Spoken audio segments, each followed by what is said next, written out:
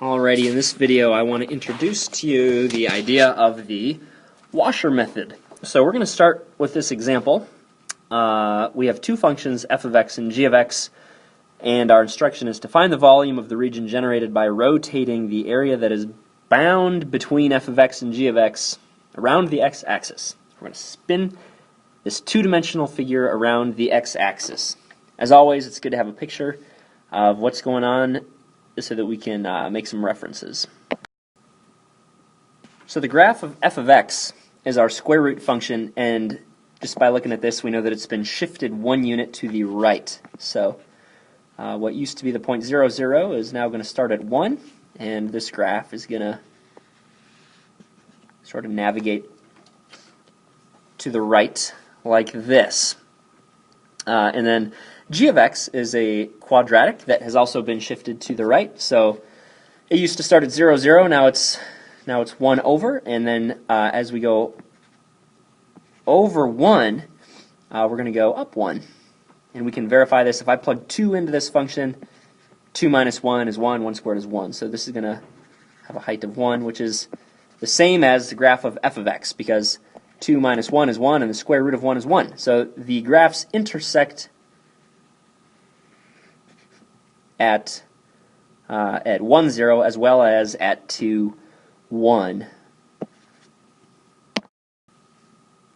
And this is good to know, because that's going to give us, these points will give us our limits of integration.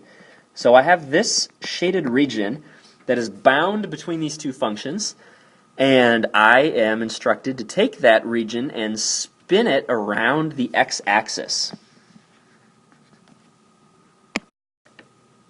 So let's take a second and just try to figure out what is this shape going to look like. This three-dimensional figure.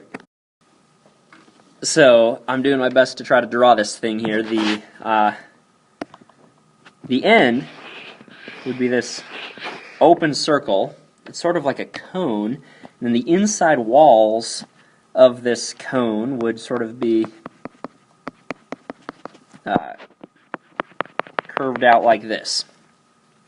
So it's like the inside shape is this sort of funnel cone thing, and the outside shape is this like sort of bullet sort of shape. And what we want to do is find the volume of this figure. So we're going to begin with this basic structure. We're going to integrate a of x dx, where again, just like before, a of x is going to represent the area of a cross section. So this is going to cause us to kind of scratch our heads and ask ourselves, what is a cross-section of this weird shape going to look like? If you saw through this thing and you extract this infinitely thin circle at this point, what you're going to see is a washer. It's going to be a circle. That's not a circle. You're going to see a circle, and this will be part of the shape. This will be part of shape. But there's nothing going on in the center here. There's this middle chunk that's gone. So we're actually going to now have two radii. And in what we want to do, the area of a cross-section is the area of this portion. And to find the area of this circle, we're going to take the area of the big circle, and we're going to subtract from it the area of this little circle. So we're going to use some new notation to communicate that. We are going to call pi r squared the area of the big circle, and pi little r squared the area of the little circle. So big R represents the big radius, little r represents the little radius. That's pretty straightforward. So what this means when we're trying to figure out a of x, which is the area of the cross-section, is that we're going to take the area of the big circle minus the area of the little circle. And that is going to be what we're going to integrate with respect to x. So once we've gotten this far, the journey is almost done. The hard part now is to just figure out what is big R and what is little r. What's big R and what is little r?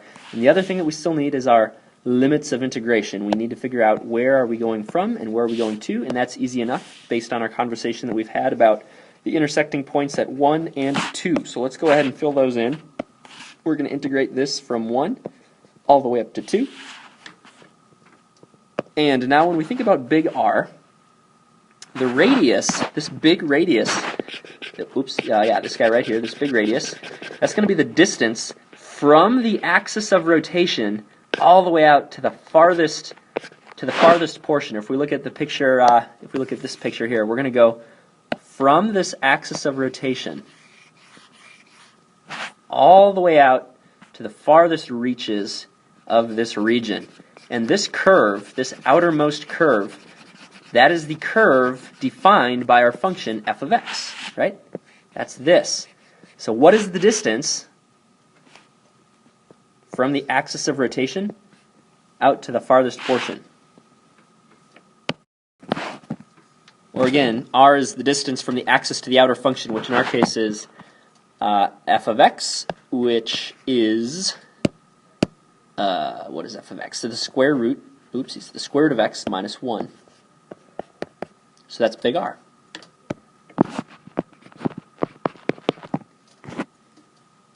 Little r is therefore the distance from the axis to the inner function, which was for us x minus 1 squared. So again, little r, if I can draw this for you, this distance from our axis of rotation, or on my picture here, my axis of rotation to this inner wall, that's the distance from the x-axis up to this closest function, which is g of x, or x minus 1 squared. So I've got big R, I've got little r. Let's plug these guys in and anti-differentiate, and we will be on our way. We're going to go from 1 to 2, pi times big R squared minus pi times little r squared. Don't forget that there are two squares here because little r is already squared and we're squaring it to get the area of that circle. This is integrating with respect to x, and we are ready to go. So to simplify this, I would notice that I've got a pi and a pi which I can factor out, and because it's a constant, we can chuck it out front. So let's just quit thinking about pi and put that guy out front. The square of a square root cancels out, and then we're left with subtracting x minus 1 to the power of 4. And to go on from here, if you wanted to, you could break this into two integrals, the integral of the first function minus the integral of the second function. But I'm not going to do that because we don't need to. So let's just anti-differentiate x, which is 1/2 times x squared, minus the antiderivative of 1, which is x, minus, now this gets a little interesting because I have the need for u substitution, really. I've got a chain rule. So because this is simple enough, I'm going to go ahead and just see if I can bend this thing to make it do what I want. If I put my power up by 1 to 5 and bring my coefficient of 1/5 out front, I should be good, because if I take the derivative of this and apply the chain rule to it, 5 times a fifth is 1 times x minus 1 to the power 4 times the derivative of what's inside, and the derivative of x minus 1 is 1 minus 0, or 1. So I'm back to where I started. Because the inside function is not complicated, it's just x minus 1, we can really kind of skip a proper analysis using u substitution. So we've got this. We still have the pi out front, and we are going to evaluate this thing from 1 to 2, and we'll see where that brings us. So there we go. Let's just break this up piece by piece here. 2 squared is 4, 4 times a half is 2, minus 2, that cancels out. 2 minus 1 is 1, 1 to the power 5 is 1, times 1/5 is 1/5. So I've got negative 1/5. So I've got a pi out front, negative 1/5,